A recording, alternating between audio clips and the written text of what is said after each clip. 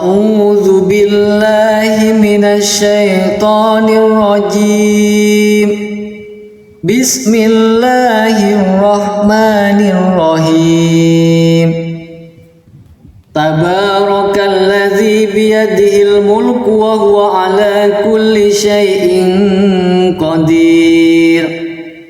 الذي خلق الموت والحياة ليبلوكم أيكم أحسن عملا وهو العزيز الغفور. الذي خلق 7 سماوات طباقا ما ترى في خلق الرحمن من تفاوت فارجع البصر هل ترى من فطور ثم ارجع البصر كرتين ينقلب إليك البصر خاسئا وهو حسير. ولقد زينا السماء الدنيا بمصابيح وجعلناها رجوما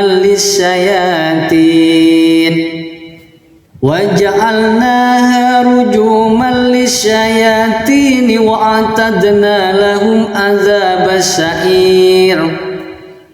وللذين كفروا بربهم عذاب جهنم وبئس المصير.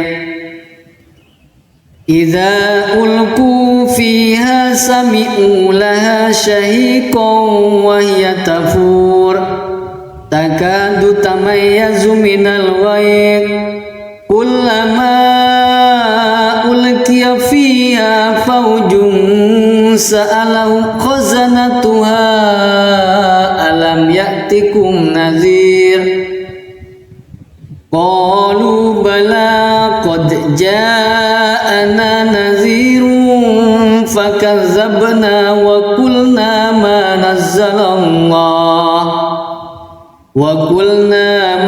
نزل الله من شيء إن أنتم إلا في ضلال كبير. وقالوا لو كنا نسمع أو نأكل ما كنا في أصحاب السعير فاعترفوا بذنبهم فسحقا لأصحاب السعير. إن الذين يخشون ربهم بالغيب لهم مغفرة وأجر كبير. وأسروا قولكم أو اجهروا به إنه عليم بذات الصدور. ألا يعلم من خلق وهو اللطيف الخبير. هو الذي جعل لكم الأرض ذلولا فامشوا في مناكبها وكلوا من رزقه وإليه النشور. أأمنتم من في السماء أن يخسف بكم الأرض فإذا هي ثمور أم أمنتم من في السماء أن يرسل عليكم حاسبا فستعلمون كيف نذير. ولقد كذب الذين من قبلهم فكيف كان نكير. أولم يروا إلى الطير فوقهم صافات ويكبر ما يمسكهن إلا الرحمن إنه بكل شيء بصير. أمن هذا الذي هو جند لكم ينصركم من دون الرحمن إن الكافرون إلا في غرور.